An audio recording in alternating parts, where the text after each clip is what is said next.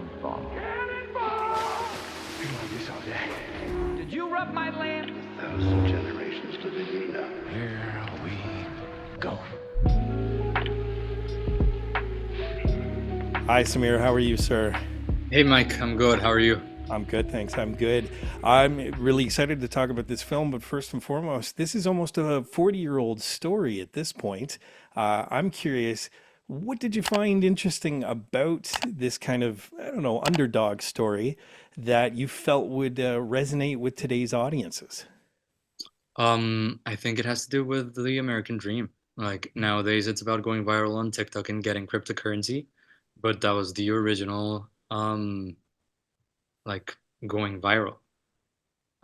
So I think it still has that spark. Absolutely. With actors like Maisie Williams, Walton Goggins, most of your main cast having kind of made a name for themselves within television, it seems that you've kind of embraced actors who know how to make an impression in very little screen time, kind of like television does or like episodes would. Was that specifically part of your casting, or did they just kind of land that way? We did have a very extensive list. We did a lot of research and had like super long lists of ideal actors for each role. And we started to filter them, absolutely having that in mind. People that were just going to have an impact, even if they had 4 lines.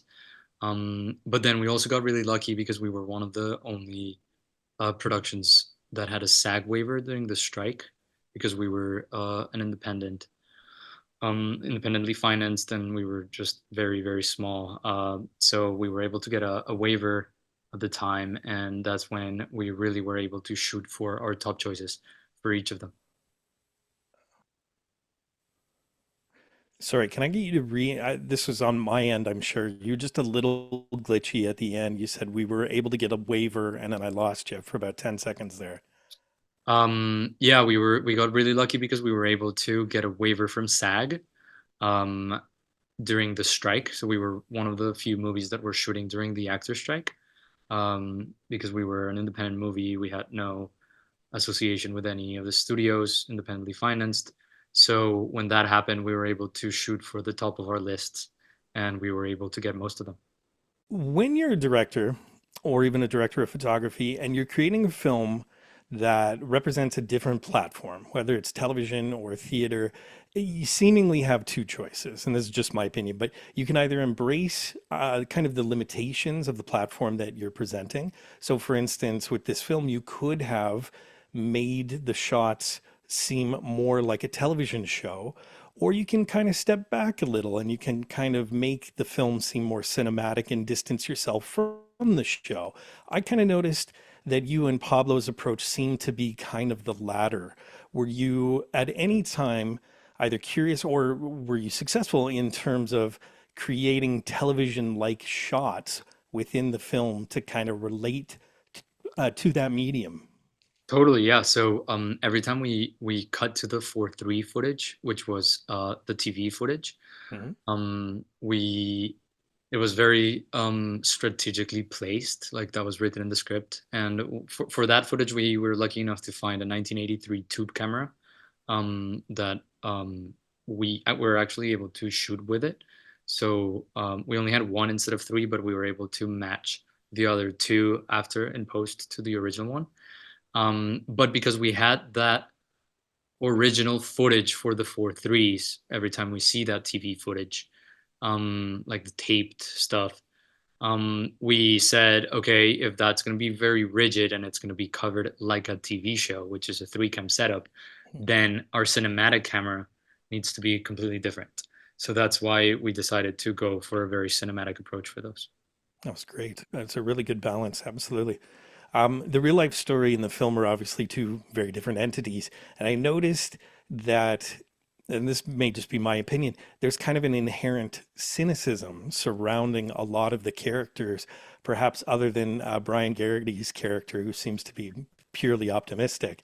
Were you trying to write that into the story because you felt modern audiences could relate a little bit more, or was it just kind of a juxtaposition that kind of came about when you were writing the characters? Yeah, when we were writing both of Brian's and Patty's characters, we were thinking that they were both like the little angel and the little devil that are on each person's sides, like in cartoons. So that's why we wanted to contrast those two.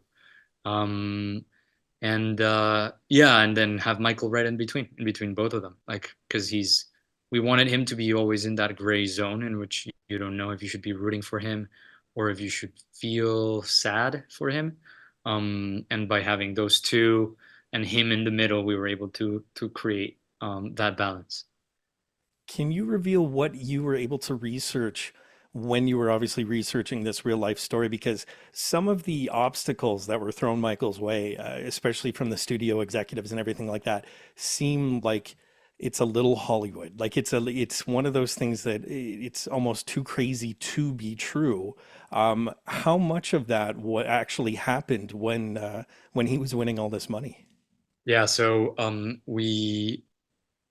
if you go online, you can find the 40-minute clip right on YouTube. But you don't know what happened during the commercial breaks. You don't know what happened before the show started.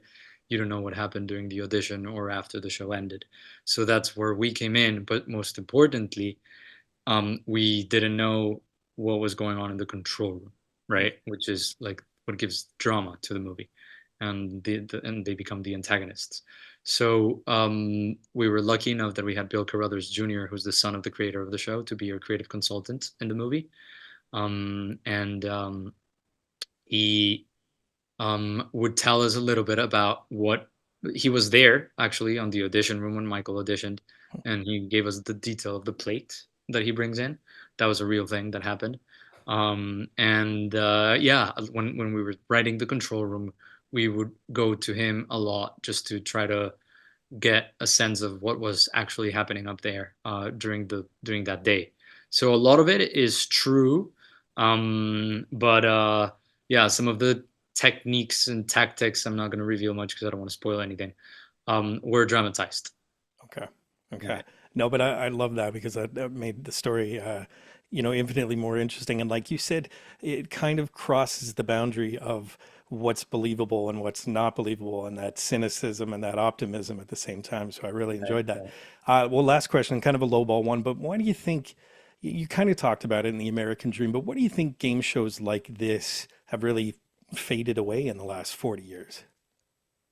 Because I think Mr. Beast took over. Like it just switched mediums. It just went onto YouTube. But you go on a YouTube homepage and it's the same thing. It's people wanting money and people giving away money and people it's always about thinking that your life is going to change from one day to the other. Yeah, yeah, very Mhm. good.